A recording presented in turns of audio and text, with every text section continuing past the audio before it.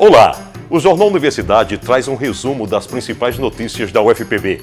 Confira os destaques. Cursos de Direito de João Pessoa e Santa Rita recebem selo de qualidade concedido pela OAB. Uma grande satisfação para nós que estamos em uma universidade pública. Está se preparando para o concurso da UFPB? Veja as dicas de um professor de cursinho preparatório. Tem muita gente que pensa que para passar no concurso você tem que estudar muitas horas por dia.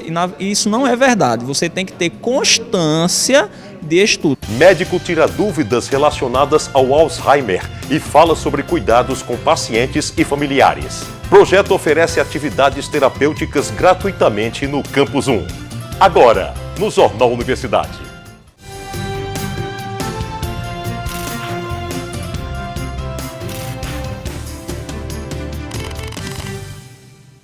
Os cursos de Direito da UFPB de João Pessoa e de Santa Rita receberam, no último dia 30, o selo de qualidade OAB Recomenda, um certificado concedido pelo Conselho Federal da Ordem dos Advogados do Brasil aos melhores cursos de ciências jurídicas do país. O Centro de Ciências Jurídicas da UFPB recebeu pela sexta vez o selo de qualidade OAB Recomenda, uma certificação conferida a instituições de educação jurídica brasileiras reconhecidas pela excelência no ensino do direito. Uma honra receber um reconhecimento desse porte, uma grande satisfação para nós que estamos em uma universidade pública e um incentivo para todos nós e para os nossos alunos. Receber um reconhecimento dessa monta vindo da principal entidade que é a OAB, da sociedade civil. Desde a criação do certificado em 2001, o curso de Direito da UFPB em João Pessoa esteve entre os contemplados com a recomendação.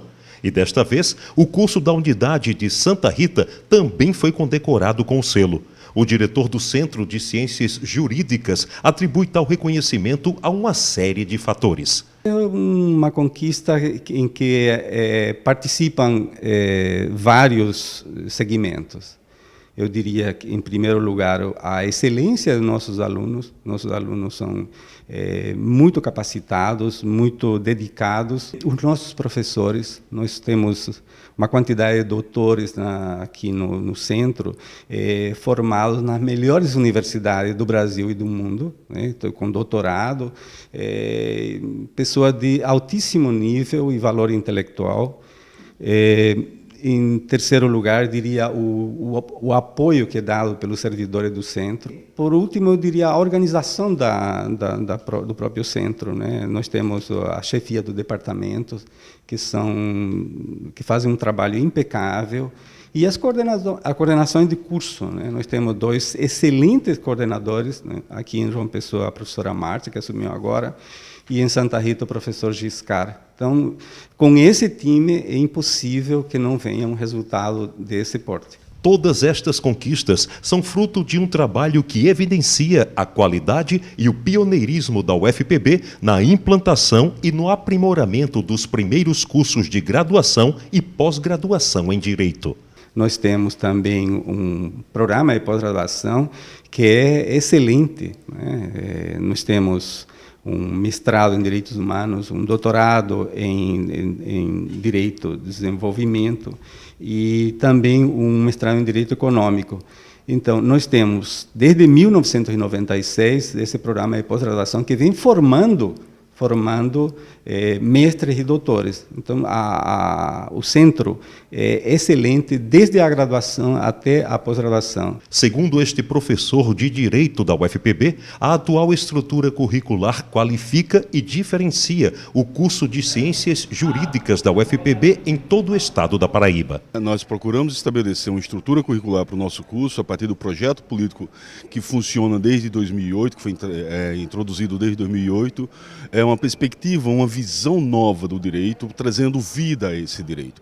Então, a dinâmica do ensino, as disciplinas que foram acrescidas, as metodologias que foram apresentadas, tá? Toda a composição da estrutura curricular do nosso curso, ele traz um olhar diferenciado né? E aí a gente fomenta, a gente incentiva a realização de projetos de extensão, de iniciação científica, de monitoria, e isso tudo traz mais qualidade para o nosso curso. O advogado Odon Bezerra destaca a importância do selo na avaliação do ensino do direito em todo o Brasil. O selo é um reconhecimento da Ordem dos Advogados do Brasil às instituições brasileiras que se destacam no seu ensino e, consequentemente, na aprovação dos seus estudantes perante o exame de ordem realizado pela OAB Nacional. O aluno, no momento em que ele vai escolher a instituição, ele vai se preocupar primeiro, com a excelência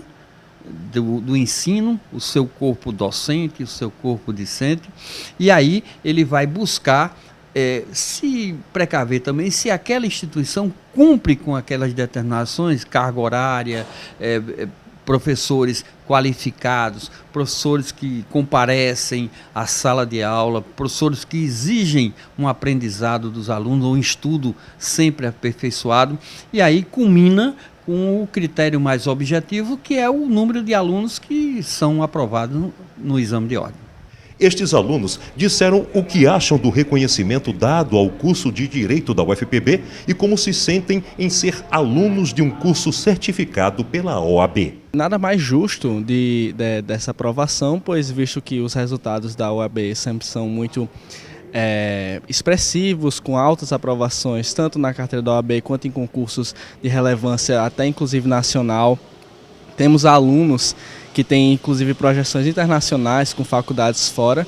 Então é de se esperar que a pessoa se sinta orgulhosa de uma instituição pública como essa estar provendo tamanho reconhecimento para um estado tão ignorado como é a Paraíba e provarmos sim que o nosso valor como estudantes paraibanos é sim notório, tanto nacionalmente quanto até internacionalmente. Eu me sinto muito orgulhosa dos alunos daqui, dos professores daqui. Grande parte dos alunos já é aprovado antes de sair do curso, então é uma coisa que dá realmente muito orgulho de dizer, de fazer parte e de construir também. É muito bacana receber da OAB esse selo, porque a gente sabe da nossa luta diária aqui no CCJ.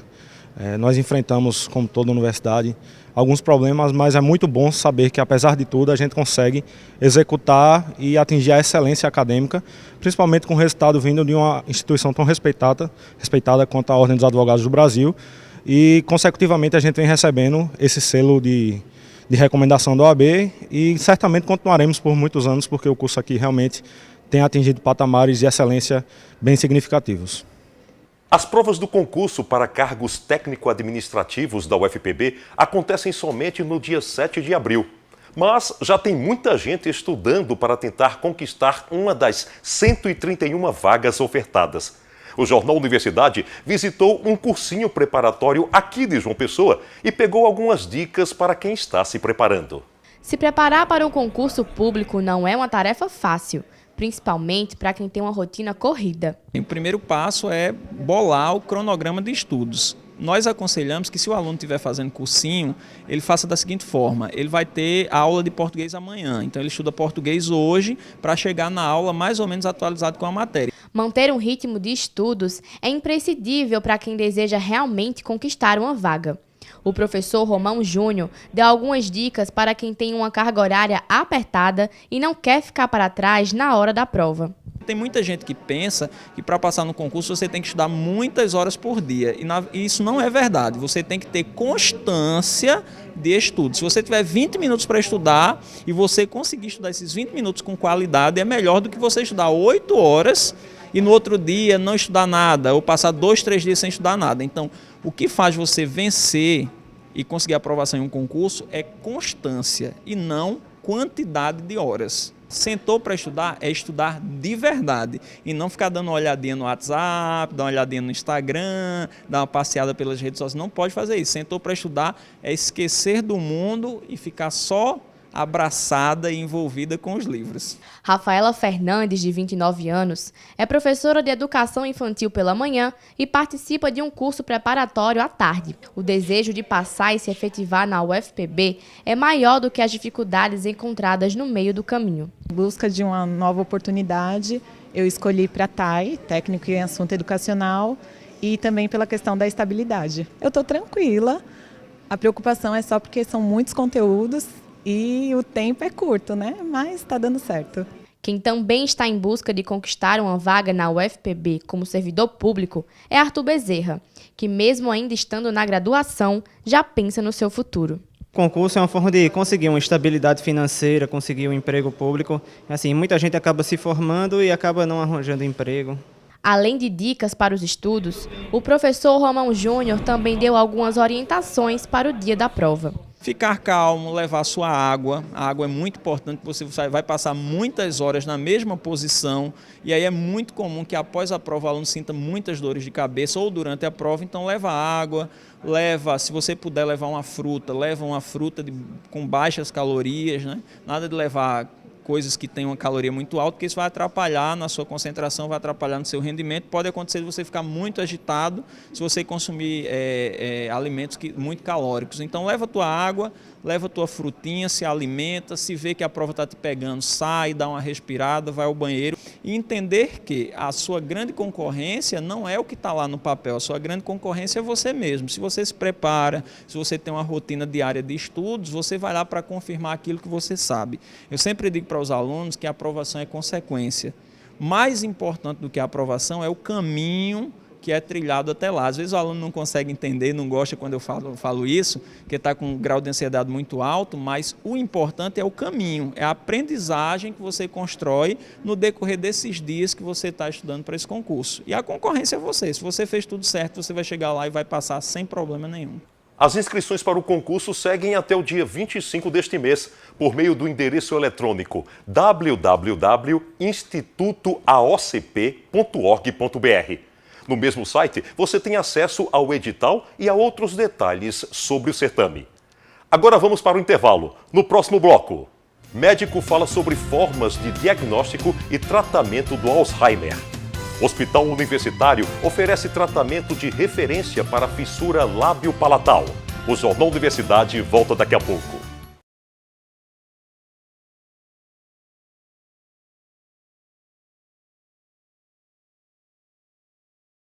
O Jornal Universidade está de volta. Agora o assunto é saúde. O Alzheimer é uma doença que provoca deterioração de funções cognitivas e tem afetado diversos idosos. No Brasil, de acordo com a Academia Brasileira de Alzheimer, a patologia já atinge 1,2 milhão de pessoas. A enfermidade é um dos alvos da campanha Fevereiro Roxo. O repórter Hugo Bispo conversou com o geriatra Jamerson de Carvalho, do Hospital Universitário Lauro Vanderlei, sobre o diagnóstico e tratamentos para a doença. Confira a entrevista. Neste mês, a campanha Fevereiro Roxo discute a importância de prevenção e conscientização sobre doenças como lúpus, fibromialgia e Alzheimer. E para falar sobre essa última doença, nós vamos conversar agora com o geriatra aqui do HU, Dr. Jamerson de Carvalho. Doutor, obrigado por conversar com o Jornal Universidade. Eu queria que o senhor começasse explicando o que é o Alzheimer. O Alzheimer é uma doença degenerativa do sistema nervoso central, que ela acaba por acometer várias funções, chamadas de funções maiores do paciente, e que se manifesta comumente com alterações de memória. Mas as alterações de memória, apesar de serem as mais comuns, normalmente são só as alterações iniciais. Essas alterações tendem a progredir e impactar em toda a vida do indivíduo, desde independência até as alterações de comportamento. E como é feito o diagnóstico da doença? O diagnóstico é essencialmente clínico, feito através da entrevista e da observação que o médico faz com o paciente, a partir de dados da história clínica e a partir dos dados que ele vê durante a consulta. É feito através de perguntas dirigidas, mas também você pode e deve aplicar testes. E esses testes tendem a ver como anda o ambiente cognitivo, que, em outras palavras, é essa capacidade que as pessoas têm de se relacionar com o mundo.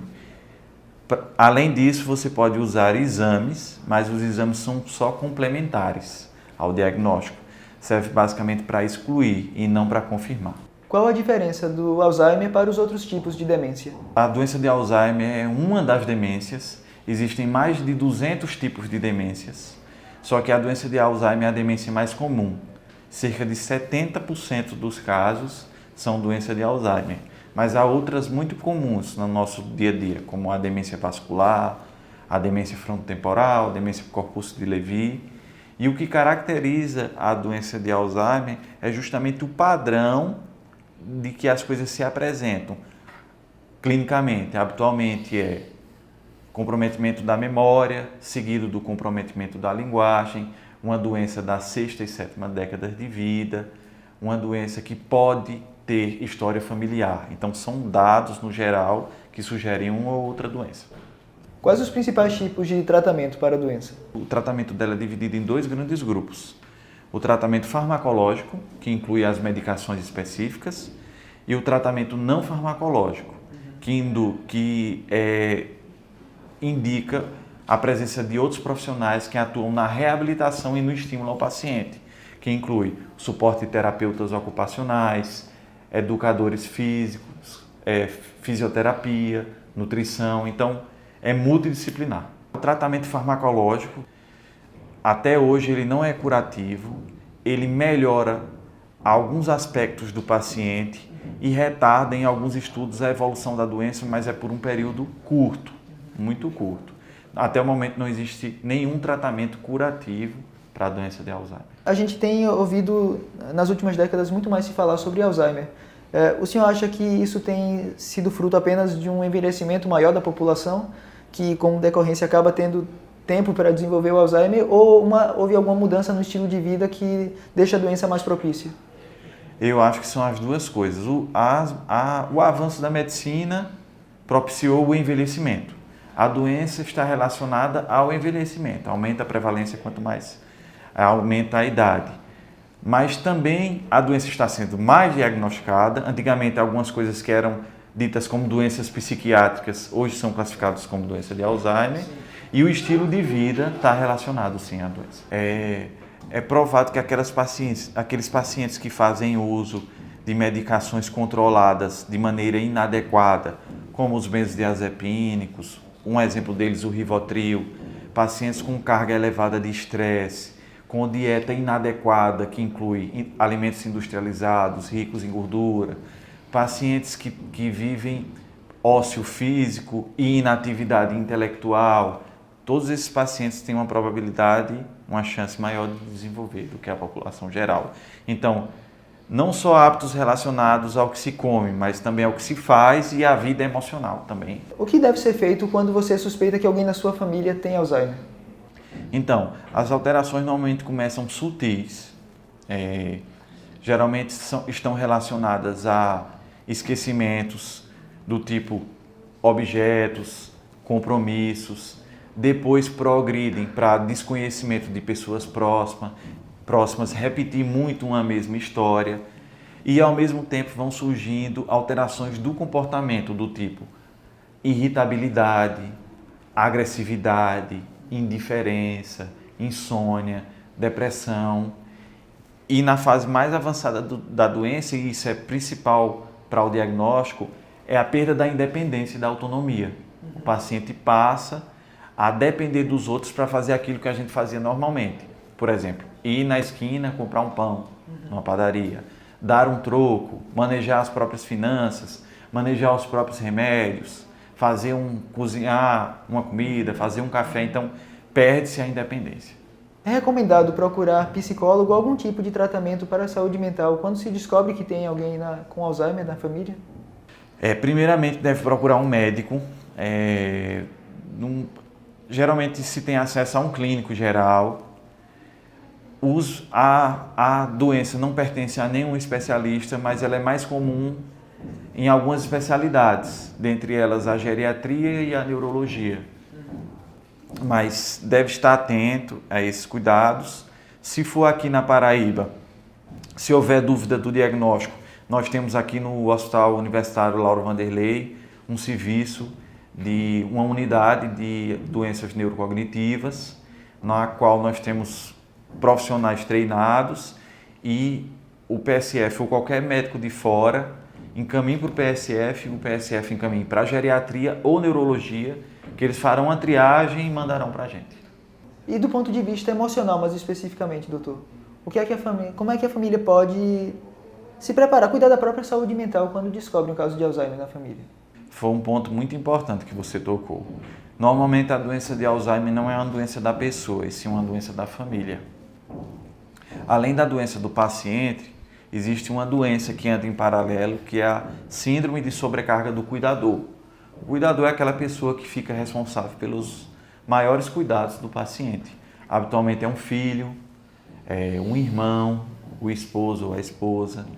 Então esses pacientes e esses cuidadores, pela sobrecarga da doença, pelo estresse, pela falta de sono, tendem a adoecer. Então essas pessoas também têm que procurar tratamento. Habitualmente é o mesmo médico que trata o paciente. Você deve, se o médico não identificar, o familiar deve pedir ajuda, sinalizar.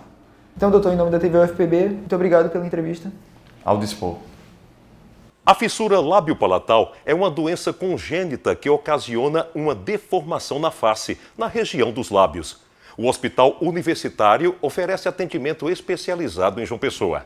Segundo o Ministério da Saúde, a cada 650 nascimentos, um tem incidência de fissura lábio-palatal. O Hospital Universitário Lauro Vanderlei é referência no tratamento da Paraíba. É um defeito congênito, é um defeito de nascença, que ocorre como uma fissura, uma abertura no lábio, na arcada dentária e no palato, que é o céu da boca. A gente acolhe esses pacientes e os familiares logo após o nascimento. E em alguns casos até, quando a mãe tem o diagnóstico pré-natal, o ultrassom já tem como resultado um diagnóstico de fissura intraútero, então a gente já começa a acolher essa mãe, essa família, como é que vai ser após o nascimento. Os interessados em uma consulta podem comparecer ao setor de tratamento lábio-palatal de segunda a sexta-feira, das 7 da manhã à 1 da tarde. O tratamento eu conheci através de uma amiga minha, assim, eu não sabia onde tinha, não tinha conhecimento que aqui no HU tinha esse tipo de atendimento. Aí uma amiga minha me indicou. No primeiro dia que eu vim, eles já me explicaram tudo, como iria ser a cirurgia até o final. O Hospital Universitário tem mais de 2.300 cadastrados, com uma média de 25 atendimentos por semana. Os serviços oferecidos, eles contemplam as diversas especialidades que têm comprometimento com a fissura, certo? A fissura, ela não compromete só uma questão física, como também estética, digamos assim, como também funcional, que diz respeito à fala, à deglutição, à alimentação. Existe um componente psicossocial, então existe um comprometimento psicológico que pode afetar não só a criança, mas também os familiares. Então, em função disso, a gente precisa ter uma equipe multidisciplinar e aqui no HU, no serviço de fissuras, nós temos as especialidades de psicologia, enfermagem, odontologia, a medicina, né, que envolve tanto o procedimento cirúrgico como as áreas afins, e todo esse grupo, ele planeja o tratamento e através de um tratamento multidisciplinar é que a gente consegue êxito. A maioria dos pacientes atendidos são crianças e enfrentam dificuldades na socialização. A face é o cartão de visita, sem contar que a fissura ela traz um dano de fala. Então a comunicação é prejudicada. Quando a comunicação é prejudicada a aprendizagem, a socialização, a integração, a interação do ser humano com as outras pessoas. O acompanhamento psicológico, ele se atém a toda a família. Não é tratada só a criança, é tratada a família da criança. Para poder a família cuidar da criança, ela precisa estar estruturada emocionalmente. Isso é muito importante. Agora vamos para o intervalo. No próximo bloco, você vai conhecer um projeto da UFPB que oferece vários tipos de atividades terapêuticas gratuitamente. O Jornal Universidade volta já.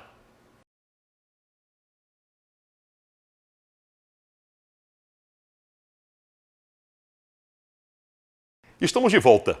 Você vai conhecer agora o projeto Cuidar-se. Uma iniciativa da UFPB que oferece várias atividades terapêuticas gratuitamente para a comunidade em geral. Dailton Lacerda é professor de fisioterapia da UFPB e idealizador do Cuidar-se. É uma atividade de extensão universitária da UFPB que articula práticas integrativas e complementares de saúde aqui no espaço universitário. Segundo Dailton Lacerda, as práticas desenvolvidas no projeto Cuidar-se estão em consonância com as políticas de humanização em saúde e visam a reorientar a formação na área de saúde. As práticas integrativas e complementares, ela é uma política pública do Sistema Único de Saúde e a universidade tem em diversos espaços seu uma relação com o Sistema Único de Saúde, até porque a gente forma para esse sistema. Ele é único, como o próprio nome está dizendo, e essas práticas elas foram reconhecidas institucionalmente pelo Ministério da Saúde e a universidade tem a obrigação, inclusive moral e de direito, de ofertar essas práticas para a comunidade. A coordenadora adjunta do Cuidar-se descreve quais são as práticas terapêuticas ofertadas pelo projeto. Na segunda-feira a gente tem Alcoólicos Anônimos à tarde, na terça pela manhã Teta Healing e Constelação Familiar à tarde, a partir das 14 horas. Na quarta-feira, a partir das 9 horas, nós temos auriculoterapia com floral de bar. Na quinta-feira de manhã, a partir de 8h30, biodança e à tarde, plantão com floral de bar e floral flor sol. Na sexta-feira, nós temos cura plânica e à tarde, plantão com reiki e meditação, e às vezes a gente também no período de final do mês a gente dá um curso voltado para um público de reiki também. O atendimento é por ordem de chegada, você se organiza para chegar e será atendido, né? Ela revela quem pode participar das atividades do projeto Cuidar-se, que são gratuitas e contam com o trabalho voluntário dos terapeutas. A gente pensou num público acadêmico, né, por demandas, né, de desistência de muitos cursos, os próprios funcionários também desestimulados do seu espaço de trabalho, muitas demandas emocionais vindo do seu contexto familiar e esbarra dentro da academia, e a gente estando dentro da academia, a gente sentiu isso como terapeuta. Então precisávamos fazer algo, né, até para dar um pouco que a universidade também está nos dando, que é o conhecimento. Eu acho que mais que louvável. Para saber mais sobre inscrições, horários e práticas terapêuticas do Cuidar-se, entre em contato com a coordenação do projeto pelo telefone 3216-7793. E a partir de hoje, o Jornal Universidade inicia uma série de reportagens com detalhes sobre as diferentes atividades ofertadas no Cuidar-se. Conheça agora a biodança. A biodança, ou dança da vida, tem por objetivo estimular a comunicação das pessoas com o próprio corpo e com as outras pessoas, mas também permitir uma fuga da rotina cotidiana, de maneira divertida e equilibrada. A biodança ela é utilizada em todas as categorias, adolescentes, jovens, idosos, e ela tem seus benefícios. Ela equilibra, resgata a questão da autoestima, ela dá vitalidade, ela faz a pessoa ficar mais criativa, tomar decisões na vida, e ela trabalha esse sistema de reintegração dos afetos através dos abraços, do toque, do olhar, da sua marcha, que é uma questão existencial. Então a biodança ela é um espaço extremamente terapêutico, né? Ele é terapêutico porque você trabalha nessa perspectiva de espaços de encontros pela vida. A atividade faz parte do programa Cuidar-se, um projeto de extensão da UFPB que visa a melhoria da qualidade de vida por meio de recursos terapêuticos incluídos na Política Nacional de Práticas Integrativas e Complementares do Sistema Único de Saúde. Qualquer pessoa pode participar das aulas, que são gratuitas e acontecem todas as quartas-feiras, a partir das 5 da tarde, na Capela Ecumênica do Campus 1 da UFPB. Esta participante de 83 anos de idade faz biodança há 4 anos. Ela descreve o que mudou em sua vida após conhecer a terapia. Eu era assim muito calma, eu não sabia brincar, eu não sabia olhar assim no olho da pessoa, e a biodança me ensinou a fazer tudo isso. Não sabia dançar assim sozinha, eu só sabia dançar acompanhada. E a biodança me ensinou a dançar, me ensinou a me comunicar com as pessoas. Me ensinou até a conversar em casa, que eu não sabia assim, era meia carrasca, né? Mas até eu aprendi a conversar melhor em casa. Este outro participante está em sua segunda aula de biodança. Ele diz que ficou sabendo da terapia por meio de uma amiga que já frequentava as aulas do grupo da UFPB e revela que já sente os resultados no dia a dia. Primeira coisa, fui convidada para minha amiga Adílias, que a gente frequenta o mesmo grupo, e eu espero nisso tirar mais o nervosismo que eu tenho. Eu sou muito nervoso e tal e coisa. Aí já senti, na primeira aula, já senti muita diferença. O JU fica por aqui. Você pode acompanhar essa e outras edições do Jornal Universidade no canal da TV UFPB no YouTube. Obrigado por sua companhia e até o nosso próximo encontro.